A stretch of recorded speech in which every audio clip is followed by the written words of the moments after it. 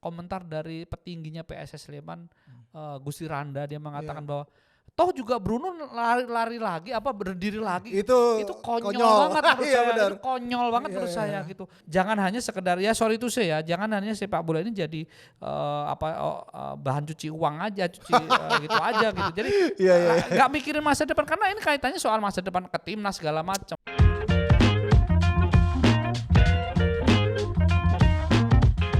Welcome back to Discord, diskusi olahraga bareng Rais dan rekan-rekan lagi, dan kali ini tetap bersama Estu Ernesto. Ya, kita akan kembali membahas sepak bola Indonesia, dan baju lo keren juga. Down for Life. Down for Life. Ini tapi yang bukan sama Persis ya. Oh iya. Kenapa saya pakai baju ini? Karena salah satu lagu hit dari Down for Life adalah Pesta Partai Barbar. Wah, dan itu seperti sepak bola Liga 1, men. Yang mulai ada kesan pemain yang melakukan tindakan agak sedikit barbar di mungkin nggak sedikit juga ya. Banyak. Di lapangan.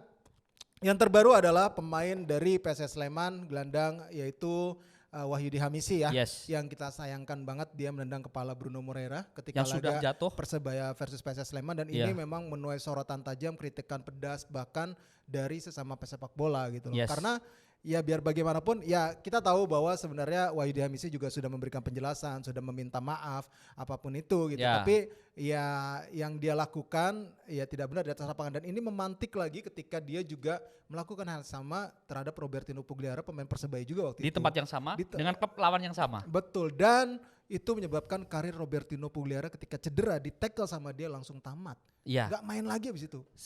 Tulang fibula. Satu musim selesai, setelah itu dia nggak bisa main lagi. Itu makanya sebenarnya ini ya yang kita sangat sayangkan, di antara pemain itu harusnya tetap ada respect ya, biar bagaimanapun mereka sesama pemain sepak bola nyari rezekinya di situ. Betul. Gitu loh. Kita pernah tahu kan bahwa ada UEFA atau FIFA yang bikin emblem respect itu yang gede, yang kampanye di mana-mana, dan itu menurut saya kampanye itu harus dilakukan lagi, karena kalau saya menyebutnya sekarang ini bisa dikatakan darurat sportivitas sepak bola Indonesia. Jadi sportivitas itu tipis banget. Tipis banget yang ada di Liga 1, dan berkaca pada Wahyudi Hamisi, terlepas dia juga minta maaf, saya menyoroti dua hal di sini. Satu adalah ketika beberapa pemain dengan cara pandang sebagai pesepak bola mengatakan bahwa ada yang bilang, wah podo golek kerjane rek, podo golek duite rek.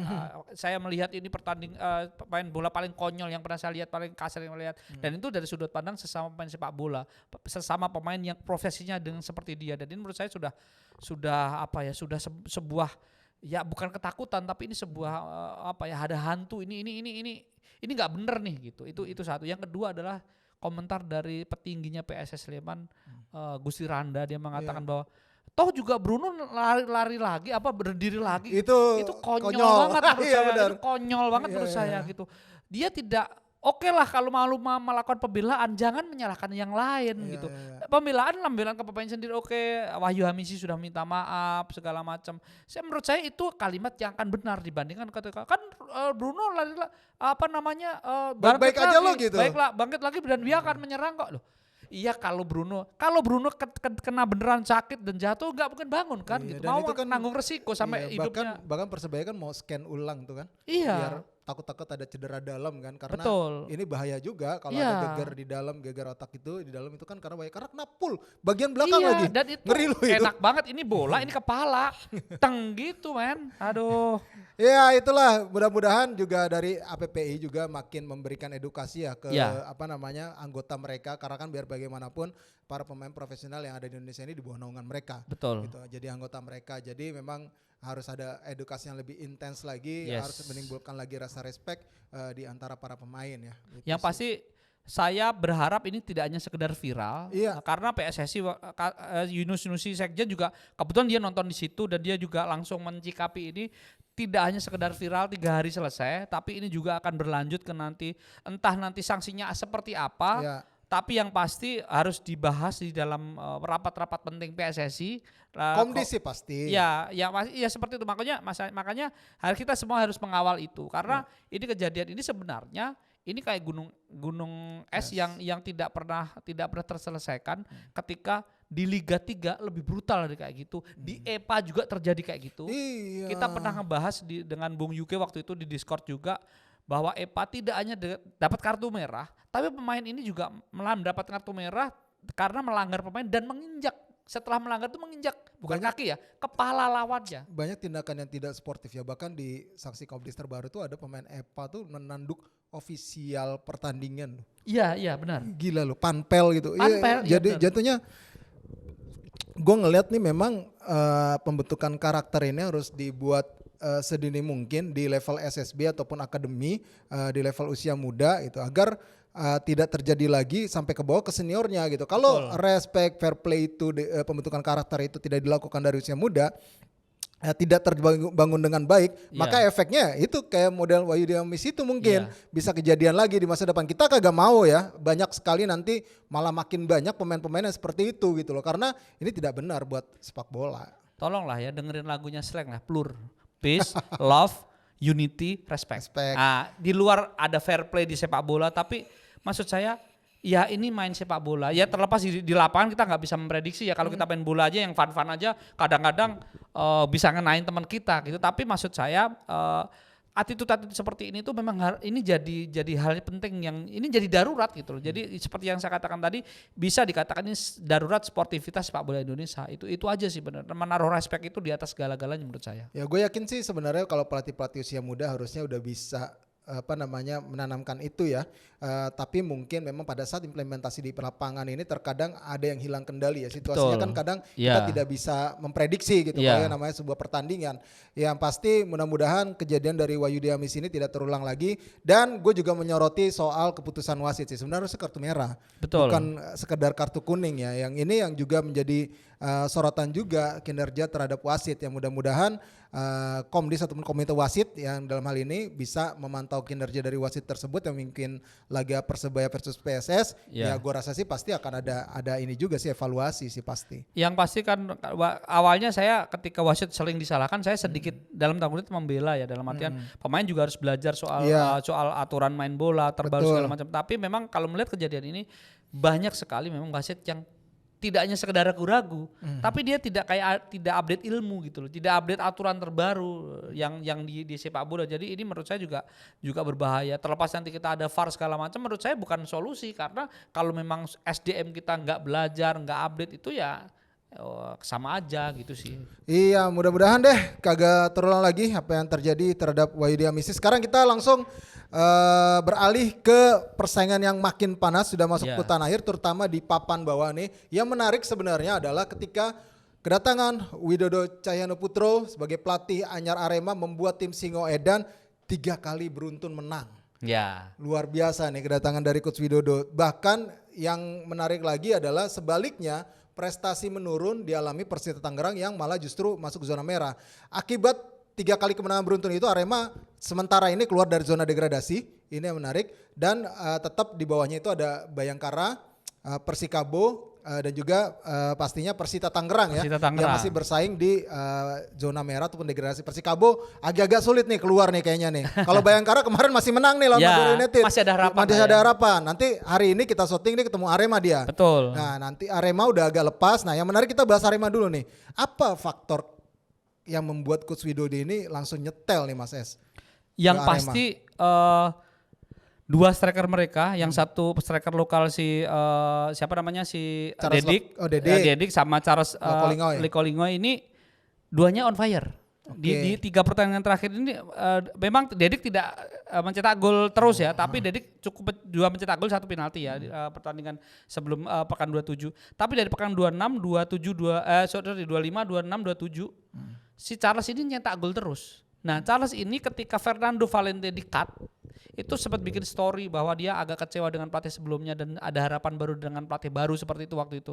Dan ternyata ketika datang Widodo, ternyata dia mampu memaksimalkan kesempatan yang diberikan kepada dia. Artinya memang ada something yang terjadi di Arema sendiri, menurut saya, prediksi saya ada terjadi karena Arema dari awal musim tidak bisa main jauh dari kotanya, secara psikis, secara fisik tentunya kan effortnya luar biasa, capek secara fisik dan capek secara psikologi juga. Dan ketika datang Widodo yang datang dari Deltras yang mengejutkan di Liga 2 dengan materi pemain yang tidak terlalu istimewa tapi mampu lolos ke 12 besar dan bersaing hampir ke semifinal, menurut saya Widodo membawa warna baru tentunya di backroomnya. Iya pasti. Kalau secara teknis dia memang bilang saya tidak akan mengubah apapun di Arema. Dia juga mengatakan, tapi saya yakin kalimat-kalimat seorang legend, orang yang lama di timnas, yang pernah juara dengan Persija, juara dengan Petro, ini menurut saya Widodo adalah pemain pelatih yang mampu melihat persoalan apa yang ada di situ, dan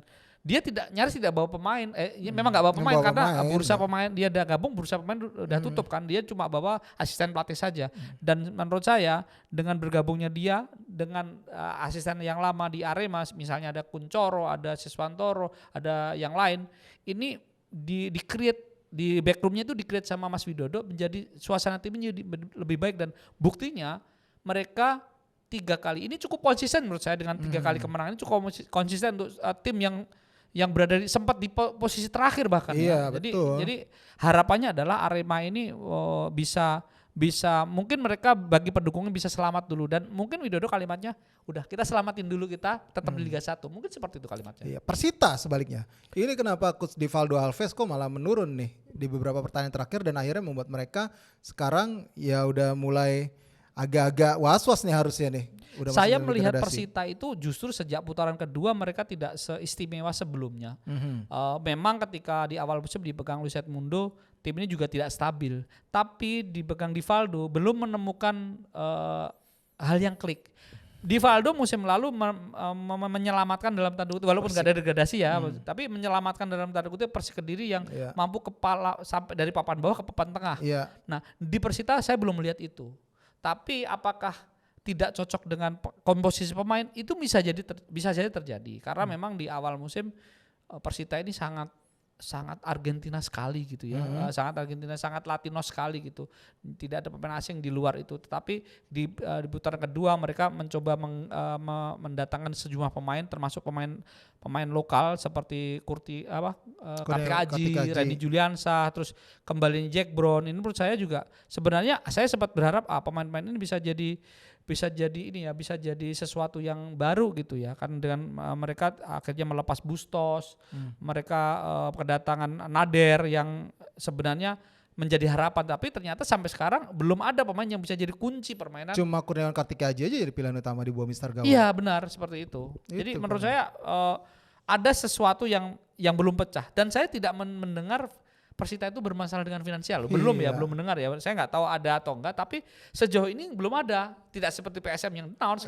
Kacau juga ya PSM ya. Gue juga miris juga sih dengar itu. 3 bulan loh. 3 bulan, tapi mainnya tapi agresif. Iya mainnya tapi masih agresif ya. Maksud gue salut sih sama pemain PSM ya, terlepas dari apapun ya. Betul. Karena mereka ini mengalami untuk kesekian kalinya ya dalam sepanjang musim ini gitu. Tapi mereka masih tetap bisa fight. Ini harusnya diapresiasi sih sama manajemen ataupun sama seluruh pecinta sepak bola Indonesia ataupun supporter PSM terutama. Betul. Ya. Jadi ini harusnya bisa melecut juga manajemen untuk bisa segera mencari solusi sih akan hal ini gitu. Karena biar bagaimanapun ini menjadi presiden buruk bagi sepak bola Indonesia. Iya. Ya memang tidak hanya di Liga 1, gue tahu di Malaysia pun banyak nih sekarang lagi ramai kan. Iya banyak masalah juga sekali hal ini gitu loh. Tapi yang jelas ini adalah kejadian yang berulang yang harusnya membuka mata juga federasi dan juga PT Liga terkait dengan salah satu aspek license-nya ini soal finansial ini ya juga harus bisa dicermati dengan baik sih dari klub-klub ini masalah cash flow mereka gitu loh biar tidak terjadi hal seperti ini. Musim depan seharusnya PT Liga tidak hanya memperbaiki cara verifikasi, tapi juga menetapkan aturan-aturan baru, misalnya soal finansial segala macam, soal bank garansi gitu-gitu. Jadi menurut saya itu akan penting bagi tim, terutama untuk tim Liga 2 dan Liga 1 ya gitu. Kalau Liga 3 sih kan udah bukan di itu kan di luar ya, kan, udah PSSI itulah. Kalau di Liga 2 atau Liga 1 menurut saya bank garansi itu sangat penting. Iya, karena kejadian kayak Kalteng Putra kemarin tuh PT Liga tuh sampai bingung kalau lo pakai dana subsidi komersialnya belum bisa tentu nutupin. Betul, benar makanya karena pemainnya mahal semua. Jadi maksud saya bank garansi itu penting. Jadi akhirnya ketika tapi jelas ya tim yang nggak punya bank garansi langsung di grounded ya. Jadi tidak ada alasan apapun, misalnya deadline-nya. Ini pernah pengen dicoba waktu itu. Zaman IPL gue inget banget. Iya. Zaman IPL waktu itu garansi waktu itu 5 juta. 5 miliar. 5 miliar. 5 miliar. 5 miliar. Ya 5 miliar. Waktu itu cuma yang nyerahin IPL waktu itu cuma Produta, gue inget banget satu klub. Yang nyerahin. Sisanya nggak ada, membelot semua. Akhirnya dianulir kebijakan itu, nggak jadi, akhirnya ya itulah kita lihat terpecah lah kompetisi lah, kita tahu lah kan. Waktu itu dualisme akhirnya terjadi dan ya itulah pokoknya ceritanya. Jadi memang agak harus dibangun juga mindset dari klub-klub gini, karena biasanya klub langsung beralasan gue buat gaji awal aja susah, lo suruh gue bayang garansi 5 miliar lagi langsung di depan. Itu. Ya kalau nggak punya duit ya nggak usah bikin. Kan ini kan profesional ya ngomongnya ya. Apalagi musim depan ini rata-rata klub sudah dengan stadion yang bagus, stadion yang bagus rata-rata, dan klub-klub ini akan punya pendapatan yang lebih pastinya gitu. Jadi menurut saya itu penting gitu, dan kita tahu kok hak siar juga ada, terlepas kita nggak tahu sebesar apa. Dibagi ratanya gimana ya. Sponsor kecil-kecil aja bisa masuk gitu. Persebaya aja kita tahu bahwa mereka bisa jualan kemana-mana, dan itu real jualan ya, maksudnya ketika ada sponsor A, B, C di badan dia itu real jualan gitu loh. Jadi jangan hanya sekedar jangan hanya sepak bola ini jadi bahan cuci uang aja, gitu aja gitu. Jadi nggak mikirin masa depan, karena ini kaitannya soal masa depan ke timnas segala macam. Ini sustainable itu penting. Itu dia. Oke, kita beralih ke persaingan zona Championship Series yang juga makin seru nih. Oke, Borneo FC, udahlah itu gue yakin satu tempat udah milik mereka lah gitu loh. Borneo FC di planet yang lain lah. Dia kalah di sisa 8 pertandingan juga masih lolos. Masih lolos. Sisa di 8 pertandingan ini juga masih lolos gitu. 63 poinnya sekarang. Dan sekarang yang menarik adalah justru masih di peringkat 2 sampai ke 4 ini masih bisa digeser sama tim-tim di bawahnya. Sekarang ada Persib, PSIS sama Bali United nih. Bali United agak masih was-was 45 poin. Yang jelas masih ada Persik Kediri, Madura United, bahkan Persija masih ada peluang. Karena kemarin menang. Akhirnya masih ada peluangnya gitu. Walaupun ya lumayan berat, tapi kalau menang-menangan terus-terus yang di atasnya kalah-kalahan ya masih ada peluang gitu. Yang pasti kalau Borneo tadi memang dengan poin 63 meninggalkan, karena di bawahnya itu pesaingnya terdekat 48 Persib Bandung. Jadi jauh banget lah. Kalau Persib mulai bangkit lagi ya, betul, kemarin menang ya. Kemarin menang, dan menangnya menurut saya ya cukup meyakinkan cukup meyakinkan. Tapi di bawahnya PSIS juga masih naik turun juga. Tapi sebenarnya yang paling mengkhawatirkan memang Bali, Bali. Bali ini bisa dikatakan Bali belum sestabil sebelumnya. Tapi di bawahnya Madura dan Persik ini juga belum stabil juga masalahnya gitu. Jadi kalau Madura saya justru yang bisa akan jadi kuda hitam di Champions Series ini Persik, bukan Persik, Madura. Betul, Persik. Karena secara tim Madura ini masih susah diprediksi. Kalau Persik kemarin memang kalah, tapi kalahnya cuma tipis lah istilahnya gitu di kandang lawan. Tapi ketika dia main di kandang sendiri dia susah sekali dikalahkan. Top loh Persik ini. Solid loh. Mungkin luar biasa. Mungkin komposisi mereka pas, terus mereka belajar dari musim lalu, terlepas memang pelatihnya ganti. Awalnya saya meragukan nih pelatihnya ganti, kenapa Divaldo nggak dipakai lagi? Ternyata Ruspide ini lebih cocok gitu dengan tim ini gitu. Oke, itu dia tadi persaingan zona championship. Kita lihat aja keseruannya sampai akhir fase reguler nanti. Ya mudah-mudahan memang sangat luar biasa sih pertarungan ini.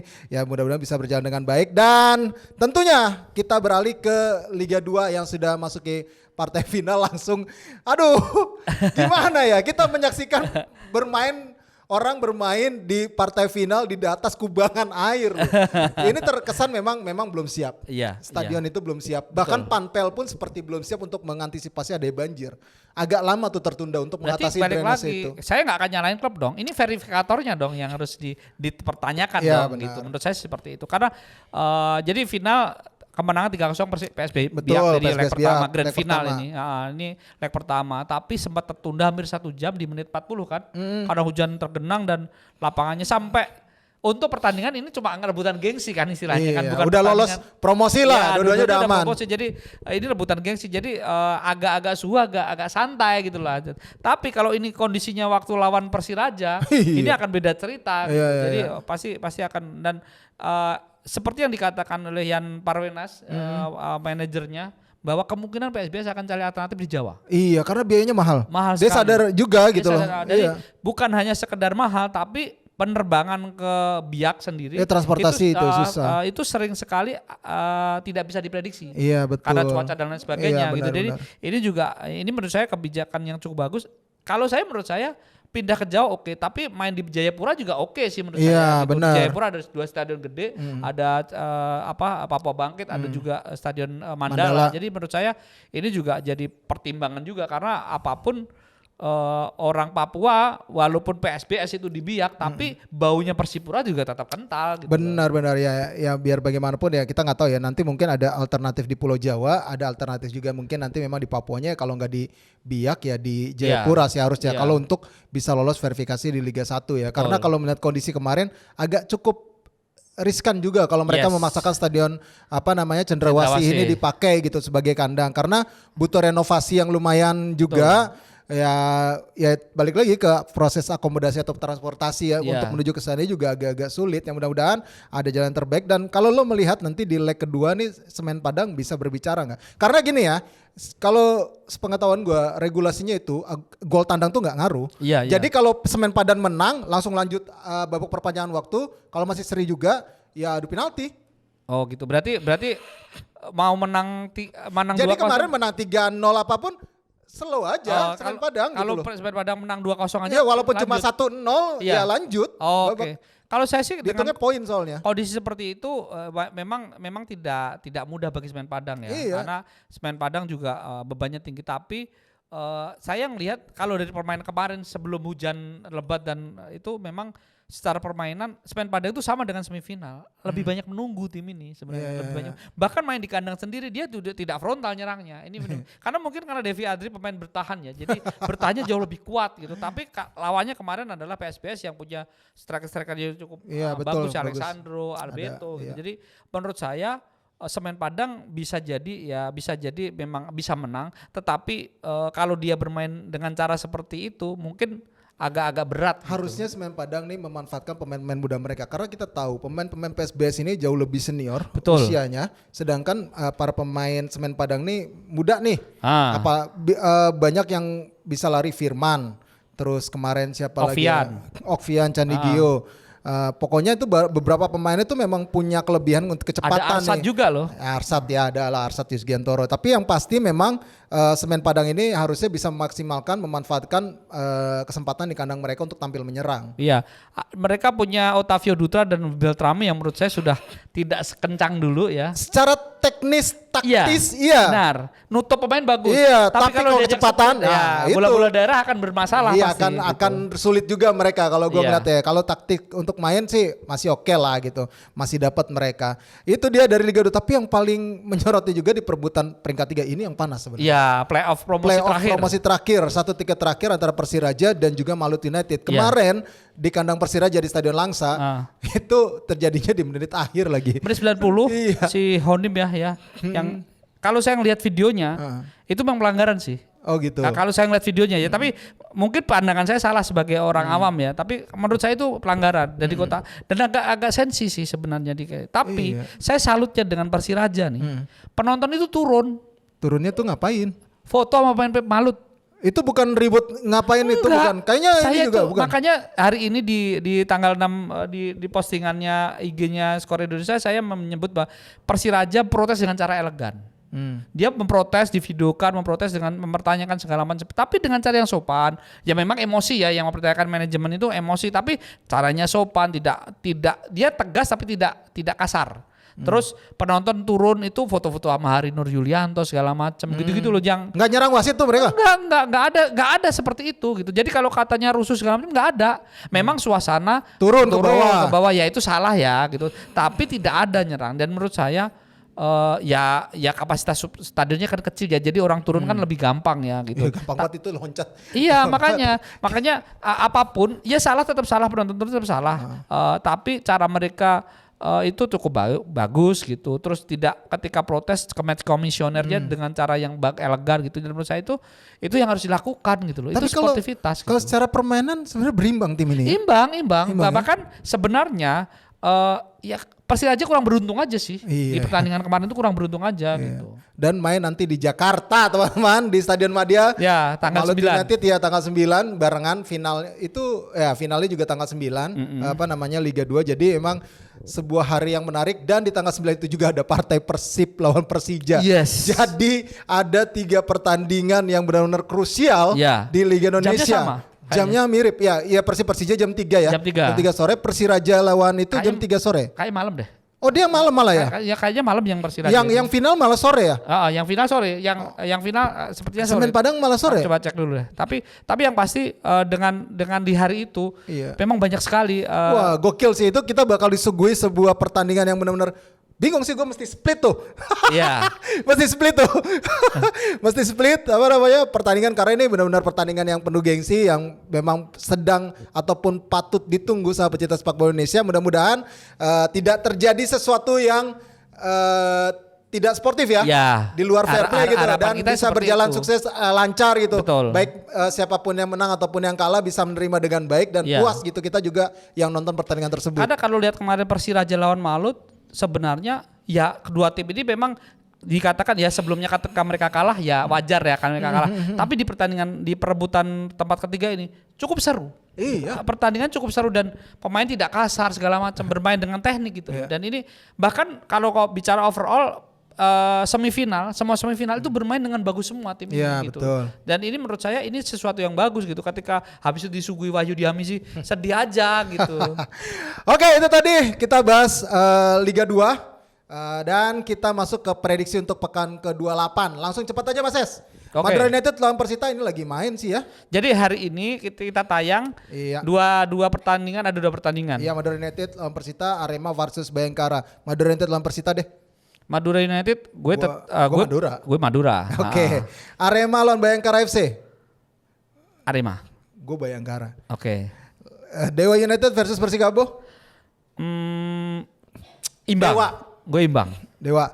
Borneo FC versus Persebaya. Ini imbang gue. Imbang, ini juga imbang gue. Persik Kediri versus Rans. Persik lah. Persik. PSM Makassar versus PSS Sleman. PSM. Bali United versus PSIS. Bali United sih. Imbang. Oke. Persib Bandung versus Persija. Gue cenderung ke Persija. Gue cenderung ke Persija, tapi ini kemungkinan imbang sih kalau gue. Imbang lagi nih. Imbang ya? Iya. Tapi golnya lebih dari, maksudnya kalau imbang 2-2 gitu. Yang menarik adalah ini 2 striker lagi on fire, terutama Marco Simic ya. Ini gue menyoroti banget Marco Simic loh. 4 gol dalam 2 pertandingan. Yes. Akhirnya dia bisa begini lagi. Iya. Dan sekarang nggak begini banget, masih agak humble. Kalau dulu kan begini banget ya. Sekarang agak begini tapi agak lembut gitu. Jadi kelihatan bahwa dia memang pengen menjaga on fire-nya ini gitu sih. Dan sebenarnya kalau dibandingkan dengan David da Silva, David da Silva sebenarnya lebih kesulitan membobol Persija. Oke, iya betul. Lebih kesulitan membobol Persija dibandingkan kalau Simic itu mandul di musim pertama aja. Tapi musim selanjutnya minimal 1 gol di 1 musim gitu ke Persib. Dan sebenarnya yang patut disoroti Persib adalah siapa pemain dari Italia itu? Oh, Stefano Beltrame. Beltrame itu ya sebenarnya itu. Iya, lagi-lagi ini juga dia lagi lumayan on fire juga, udah mulai nyetel nih. Ya karena nggak tahu ya, saya kok feeling saya Ciro akan dapat pengawalan ketat dan dia tidak akan Firza nanti yang awal dia. Ya, dia tidak akan bisa membuka ruang gitu loh. Itu feeling saya seperti itu, dan yang bisa jadi kunci Persija adalah Matsumura sebenarnya. Oke, Rio Matsumura. Oke, itu tadi. Jadi lo imbang ya? Gue juga imbang deh. Gue juga imbang. Imbang tapi golnya misalnya 2-2 gitu. Banyak gol lah gitu. Iya. Semoga sih. Iya. Terus Persis Solo Barito putra terakhir. Barito. Barito ya. Gue Persis Solo. Iya. Gue Persis Solo. Oke, itu dia tadi. Gimana prediksi-prediksi kami di pekan ke-28 buat teman-teman skorer yang juga pengen ikut memprediksi, silakan ikut prediksi, komen-komen juga punya pendapat terkait dengan apa yang kita bahas tadi. Silakan disampaikan di kolom komentar. Dan jangan lupa juga terus ikuti sosial media dari Skor Indonesia, baik itu di X, Instagram, TikTok maupun di YouTube. Jangan lupa subscribe tentunya. Dan kita ada di Noise masih ya? Ada di Noise, dan kalau teman-teman pengen baca semua tentang sepak bola Indonesia, terutama sepak bola Indonesia, Skor ID itu lengkap banget, termasuk kitab Asia Tenggara. Kita sasak semua di situ. Oke.